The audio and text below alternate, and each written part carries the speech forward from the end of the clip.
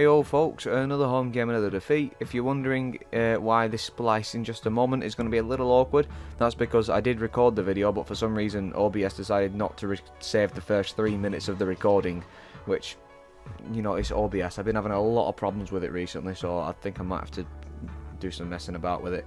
But while I'm tuning back in to give you my first and second half breakdown of the game, I suppose it's worth saying that I don't think we was a terrible side against Bristol. I think we just got a little unfortunate in places. The first half set the tone of the game. We looked like a good side with some good shots on goal that were saved, but gifted them 2 goals through some very poor mistakes, which we should not be doing. And in the second half, it's always claimed one back from a mistake of their own, but the rest of the half was more doom and gloom, and it just finished 2-1. So, but there's not much we can do about that. But yeah, I didn't really say anything else outside of that, so you didn't miss too much. But yeah, on with the actual video. So obviously it's very good to see that going on, but it is what it is. It's football, really. The mistakes can't be avoided. It's not something you plan for. So yeah, it is what it is. It's a massive shame, but oh well, what can you do about it? As the table stands, we are now dropped to 11th, of course, still 4 points outside of the top 6, and we could have been further up here if we did win this match, but like I said, it's football. There's plenty of time left to win more games, to get back up there. I don't see the problem that people are, you know, making a fuss about personally, but I do understand that we should be higher up there. But let's be honest, we're a mid-table team, you know, that's what we are. So to be pushing for the playoffs to begin with is quite remarkable, but I think it's more thanks to the table this season rather than anything else. But yeah, we'll take a look at the player ratings. Freddie Woodman a 6. I'd say maybe probably a 5 or a 6. Solid down the road for the first goal, and not a great deal he could do about the second. I think he could have maybe dived out for it if he reacted fast enough. Didn't have many other saves to make over the piece, but held on to a couple of shots. Yeah, that's something he did a lot better yesterday compared to what he normally does. He actually caught quite a few shots, so that's good. Story, Lindsay a 5. I suppose the story one I can understand. Lindsay, I don't know. I thought Lindsay had a fine enough game. Yeah, fair enough. There was a bit of an error, so a 5 is actually warranted. Hughes a 6. I really disagree with that. On the whole, the Welshman didn't do much wrong. Defensively, tried to get forward, help link up play, spray diagonal passes where possible. As far as I could see from Hughes, when he wasn't further up the pitch, when we was towards the box, he would just move 3 inches to the left to go further out wide, closer to our penalty box, and just hoof it up the pitch. It didn't really do anything or go anywhere. I thought Hughes had a bit of a poor game, personally, but agree to disagree. I suppose it's football. Alan Brown a 7. Yep, I can agree with that. Alan Brown's been really good recently. Who looked as sharp as anyone in home colours, created the early chance for Cannon with a cross to the back post, so left footed volley saved, got up and down pretty well even if everything didn't come off for him. I agree, Brown's been really good recently in that right wing back position. Let's keep him there because I think he's starting to click with it now, and it'd be good to support him a bit more. McCann a 7, yeah, probably the best player in the match to be fair. A decent start to the game, winning his duel, switching to the player well. Jesus Christ, switching the player well. Tried to get on the ball and get P&E playing, one of the better performances of the day. Ledson a 6, looked to be positive when he got on the ball, but passing was hit and miss as per usual. Couldn't fault his desire in the middle of the park, and his shot led to Evans' goal. I didn't even realise it was Ledson that took the shot, I thought it was someone else. Brady a 4, costly error from the Bristol goal. Oh yeah, sorry, I can't read. Costly error for the first Bristol goal.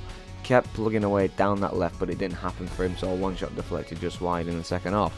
Of course, the mistake was it was poor, very, very poor.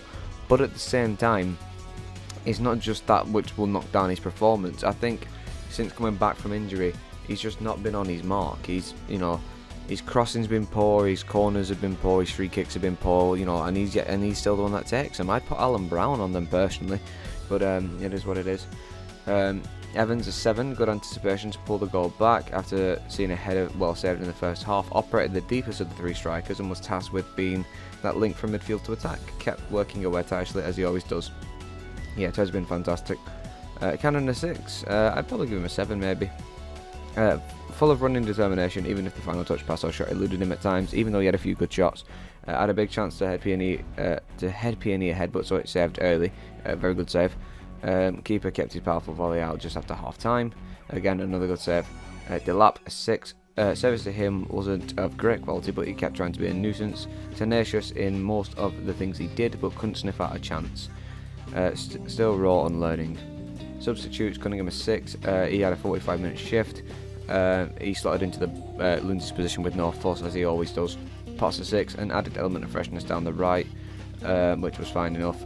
Josh, again, was crying out for a bit of creativity and composure. He got himself into midfield pockets and tried to find a way through, and even attempted an absolutely audacious overhead kick. I thought that was quite funny, but I respect him for trying it. Fernandez a 6, brought more pace and dynamism down the left. Only got 10 minutes. Sent a few efforts off target. I think Fernandez should be starting over Brady personally, but like I said, agree to disagree. Ryan Law's reaction: I thought we deserved a point, if not 3, which sounds crazy because we lost 2-1, and I agree with that.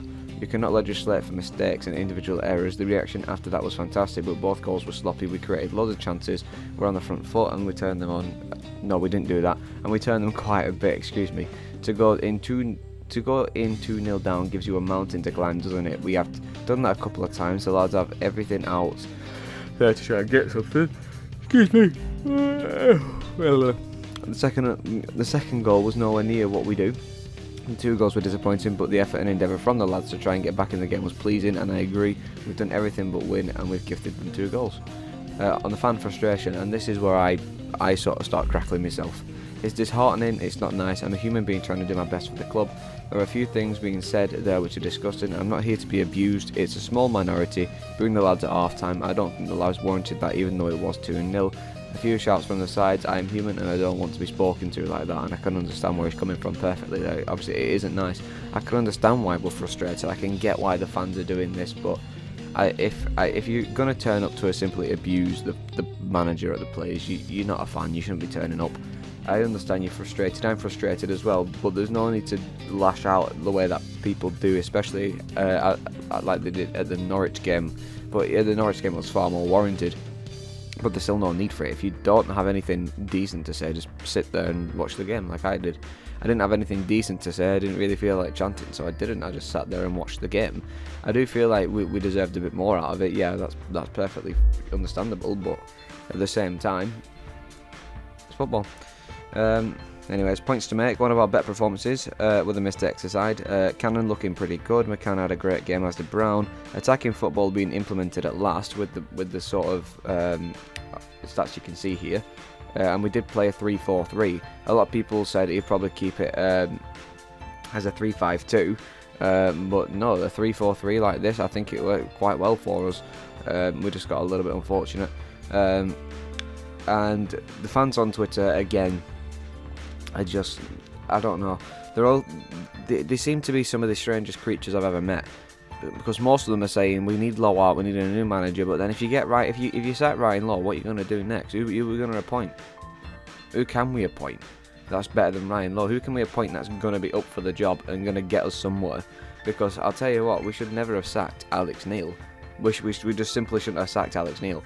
Because look at where he got us in 2 seasons. In his second season in charge, we're like 2 points from the playoffs, and in his third season, because we're mid-table for a majority of the season or whatever it was, he gets sacked. And then it was just the same cycle and the same cycle. It's going to be the same cycle with Ryan Lowe, and that's why we never get anywhere.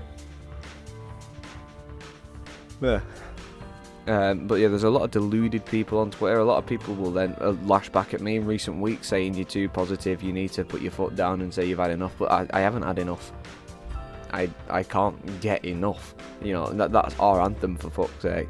Yeah, I don't know. It's baffling to me how P&E fans operate, to be honest, because they just expect. I understand we should be higher than where we are if we had the home form sorted out. But it's normally the home form that's decent and the away form that's garbage, so it's just reversed itself. So again, I know the home form is horrendous, but look at the away form, it's pretty good. And you could say we don't deserve to be where we are because of the table and how dicky it is this season, but at the same time, it is what it is. I'll take what I can get personally. I believe we can turn things around. We can 100% turn things around, but people are just too impatient to wait to see if we can turn it around. It's as simple as that. But anyways, pros, we had many good efforts, better attacking performance, and a few good individual performances. In terms of our cons, we had some very poor mistakes, and we couldn't capitalise on a few of our efforts. and that is it from me today. This might be I don't know how long this video is actually. Over 10 minutes. That's about average sized.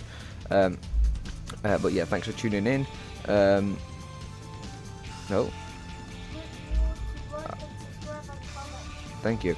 I've just had a thing on Twitter from All Things P&E. Make sure you go follow that page. They're a very good page. Fan debate. The manager list.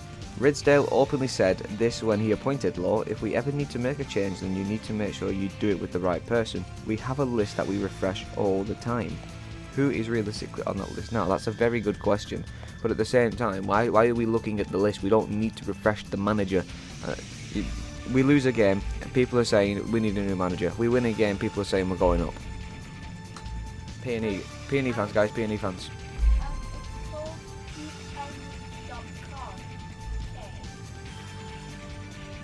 Yeah, look, that's just P&E fans, like I said. They're a strange bunch of people, really, but I don't know. If we do get to the Premier League, they'll probably end up slating us, saying we're not good enough for the Premier League and we don't deserve to be there. We probably don't, to be honest. We'll get humiliated week in, week out in the Premier League, but they still want to get there. But if we do get there, it's just going to be more of the same booing and other nonsense, saying you should be beating this team. Well, we shouldn't. Look at our team versus the quality in the teams in the Premier League. Even teams like Fulham. Fulham are doing fantastic this season because they have the talent. It's as simple as that. We don't exactly have the talent. We can bring out a lot more in these lads. Yeah, I can agree with that. But at the same time, is there that much to be had? I don't think so. But only time will tell, I suppose. But yeah, thanks for tuning in. What is our next fixture? Let me check. Oh my goodness gravy, it's Burnley away. Oh hell. I'm not talking about home games, it's Burnley. Our next game is Burnley. And our next home game is Luton, Mason. Oh, sugar. Well then. Well, that just adds another nail in the coffin for the low-out supporters. I know we're good away. Yes, we're good away, but look at Burnley. Look at their form. They're a very different side this season. They're absolutely killing it. So I can't expect our away form to come in clutch and save us against Burnley. So you might be looking at another depressing comment section in the coming days. But yeah, thanks for tuning in once more, and I'll see you then.